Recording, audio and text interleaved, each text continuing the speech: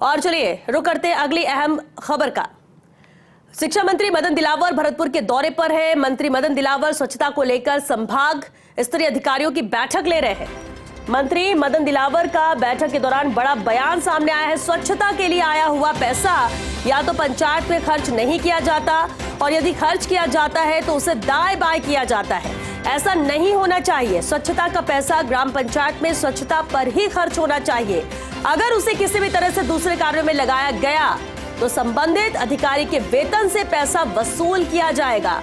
ये बड़ा बयान है शिक्षा मंत्री मदन दिलावर का। भरतपुर के दौरे पर है शिक्षा मंत्री मदन दिलावर।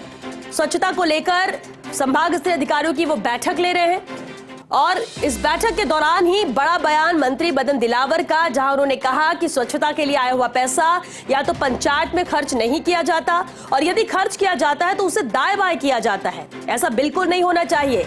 स्वच्छता का पैसा ग्राम पंचायत में स्वच्छता पर ही खर्च होना चाहिए। अगर उसे किसी भी तरह से दूसरे कार्यों में लगाया गया तो संबंधित अधिकारी के वेतन से पैसा वसूल किया जाएगा।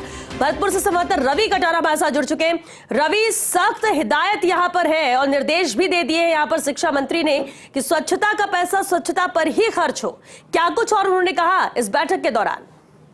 देखिए, करीब जो बैठक है मदन दिलावर 1 घंटे के करीब समय हो गया है। बैठक अभी चल रही है। भरतपुर जिला कलेक्ट्रेट में सभी अधिकारी मौजूद है, शिक्षा विभाग के अधिकारी भी मौजूद है।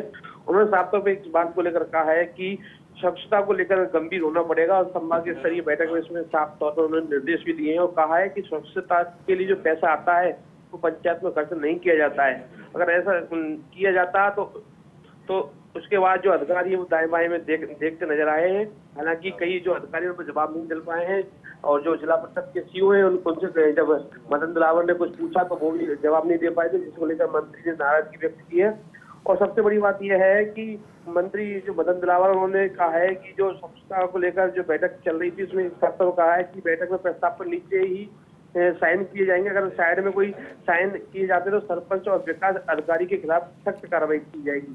मंत्री ने इस बात को भी कहा है पता होना चाहिए कि प्रस्ताव में क्या है, पहले वाली जो परिपाटी है वो नहीं चल पाएगी। चलिए, बहुत शुक्रिया रवि आपका इस पूरी जानकारी और बातचीत के लिए।